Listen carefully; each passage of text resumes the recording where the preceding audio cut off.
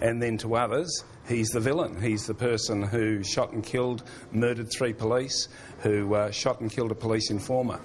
So he can be seen from either side. This is a photo of Ned, a life-size photo of Ned taken the day before his execution. So this is 10th of November 1880. Hello again, everybody. What's good? It's me, it's Ted. It's another episode from Blunt Ted Talks Late Night Edition. Now, first of all, thank you very much for clicking on the video. And secondly, thank you very much to all the new subscribers that have come through since the start of the channel. It's growing quickly. So yeah, thank you very much to all of you. If you've not subscribed already, then please hit that button, hit the like button, hit the share button, and leave me a comment and let me know what you think of the video. Also, a big thank you as well to, there's only one member on the channel so far, but a big thank you very much to you. Your support's very much appreciated.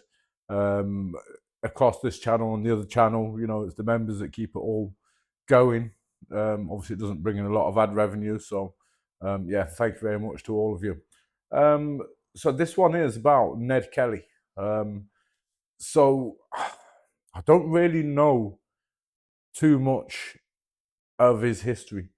I know that he was Irish, and I think he was quite outspoken and fought against the British, against the English, and then he was accused of a crime, can't remember what it was, and sent to Australia, which was kind of the way it was back then. You know, British criminals were sent over to Australia, and you know, it was an awful thing that must have, imagine, because it was some of it was for like petty crime as well, like ridiculous crimes. Like I remember going to a museum in Sydney. Can't remember what it was called, but I remember it had like old hammocks in there that were, it was, I think it was originally a prison for people, for British that had been sent over. And yeah, the hammocks were so close together. And I remember reading some of the crimes that people were sent there for. And one of them just, I remember it stuck in my mind. It was a guy that he'd been sent to Australia for stealing potatoes. And there was another one, I think, I can't remember what it was. I think they opened a shop on a Sunday or something like that and sent to Australia. So yeah, Ned Kelly was accused of these crimes and sent to Australia. And from there, I don't really know too much about what happened from Australia. So I've saw this in the recommended. Australia is still divided. So I thought I'd give it a watch and see kind of what he got up to once he went to Australia. I know there's a movie. I've never seen the film. Maybe I will go and see the film after I've watched this. So yeah, Australia seemed to be divided over Ned Kelly, so not sure what went off once he got there. But we shall soon see. So yeah, without further ado, let's get on with the video. My name's Peter Fewster. I'm a guide here at the Old Melbourne Jail, a place where Ned Kelly was executed for his crimes in 1880. He was executed. All right. So, all right, let's get on. No clue now. That's thrown me off completely, that. I wasn't expecting that. I thought he was going to be released from jail and there was going to be more to it, but no, he got executed. So something must have happened in jail. Kelly was brought through this door on the way to his execution. So let's go through there and show you what happens inside. It's hard to be seen as a spokesman for all of Australia talking about Ned Kelly because he means different things to different people. To many in Australia today, he's a figure to represent the rebelliousness of the Irish, a person who took up arms against the English to defend what he saw as the interests of the Irish.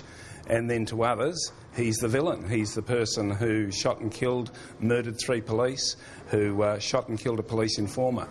So he can be seen from either side. This is a photo of Ned, a life-size photo of Ned taken the day before his execution. So this is 10th of November 1880. And it's Ned still wearing the chains, being prepared for his execution the following day. Ned's grandfather was from Tipperary. His father was sent to Australia. It's a long way to Tipperary. Sorry, I had to get that joke in. Just going to ask quickly. So So if anybody's watching this in Australia, I'm guessing quite a few of you will be. Is there a big Irish community in Australia? Is that somewhere the Irish got to as well? The Irish, they got everywhere.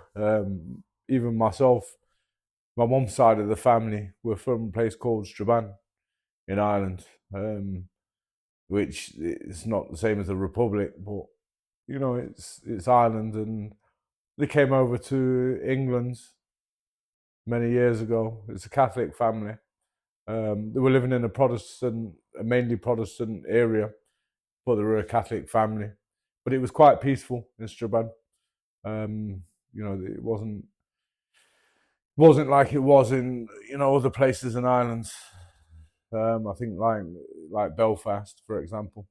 I don't think it was as mad. But yeah, was there a big Irish community in Australia? So it said a lot of people there praised him. So was that the Irish side? I'm guessing there was a lot of Irish criminals as well, that kind of ended up over there. So yeah, I guess that's kind of where it come from. But yeah, did any travel to Australia?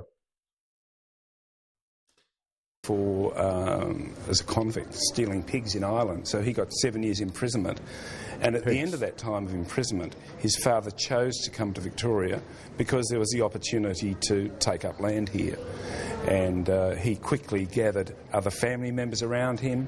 He married into a big Irish family, the Quinns, and he maintained that there were 50 close family members he had here in Victoria, and the police called them the Kelly clan. A lot of crooks, if ever there were, according to the police. At the age of 11, he risked his life and saved a drowning 7-year-old.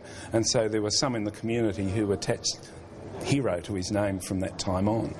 And then at 12 years of age, when his father died and Ned became the primary breadwinner for the family, these family connections were finding him work, often in criminally related issues. So he was into all sorts of strife. 3 times in jail by the age of 16. So he's a young man heading down a path. We can't go into everything that this gang did in the 2 years that they were on the run. But they robbed banks. The gang made suits of armour to protect themselves. They were acquiring, sometimes donated, sometimes stealing, the blades of ploughs and fashioning them into crudely formed suits of armour in the bush. Ned Kelly's armour weighed something like 47 kilos. It left his arms and legs exposed, but it certainly stopped many bullets that would otherwise have taken his life. So Ned was captured alive after a shootout with the police at Glenrowan, in which the armour basically saved his life, but left his arms and legs exposed to police bullets. We've got an enlargement of the Melbourne Herald, the local newspaper, June the 28th, 1880. This is the day that Ned was captured alive by the police at Glenrowan after a shootout against the police. Ned was the only member of his gang to be captured alive. Three of them perished at Glenrowan. And if you look at it, you'll see that the headline is, for the special edition, the capture of the Kelly gang. And it shows hour-by-hour reports, telegrams coming back to Melbourne of what the police are doing up at Glenrowan. We're looking at an image from the Australian Sketcher newspaper showing the scene at Ned's execution. So he did get released, and it said something about, did he acquire some land, or somebody in his family, somebody acquired some land. I think was much the case for a lot of prisoners. I think when they got released, I think they were given land, or I could have this completely wrong. I'm just going from memory from what I learned many years ago, but I'm sure a lot became landowners and then went on to flourish and build Australia into what it is now, which is a great country. I've spent a couple of weeks there many years ago and absolutely love the place. So it's Ned being led out of the cell by the priest and his assistants. On the other side is the hangman, governor of the jail, and the sheriff. Most Australians will tell you that Ned's last words were simply, "Such is life." I'm not so convinced, I must say. I've read some varying accounts. Two newspapers who were here both claimed his last words were "such as life," but there were 6 newspapers in total. Certainly 2 others claimed that his last words were, "Ah, well, I suppose it had to come to this, such as life," and of course that's not nearly as dramatic as simply "such as life" or quite as heroic. The hangman would then pull the lever, the trapdoor would fly open, the body would fall into the space, be left suspended there for 30 minutes to make sure no one could survive, and then taken out and a death mask made, an image of the person, and then the remains buried. And on the day of Ned Kelly's execution, while Ned's undergoing this terrible process... Death mask. So what did they do?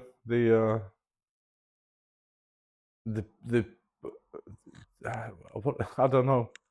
What did they do? They put that over the face when they remove the body, or they take like a print of the face. I don't know what's going on there, but did they do that with all of the people that got hanged, or just Ned Kelly because he was kind of celebrity criminal?